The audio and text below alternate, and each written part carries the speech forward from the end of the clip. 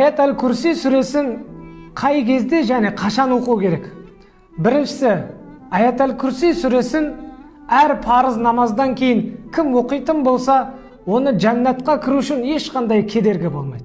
Екіншісі, жататын уақытта кім Аят Курси сүресін оқыса, оны қорғау үшін Алла тағала таң атқанға дейін бір періште жібереді. Үшіншісі, үйден шыққан кезде Аят Курси сүресін оқитын болса, 70 періште оны үйіне ораламын дегенше дұға жасап кешірім сұрайды. Төртіншісі, Аят Курсиді үйіне кіретін уақытта оқыса, жын шайтан сол күні оған зиян бере алмайды және тіл көз тимейді.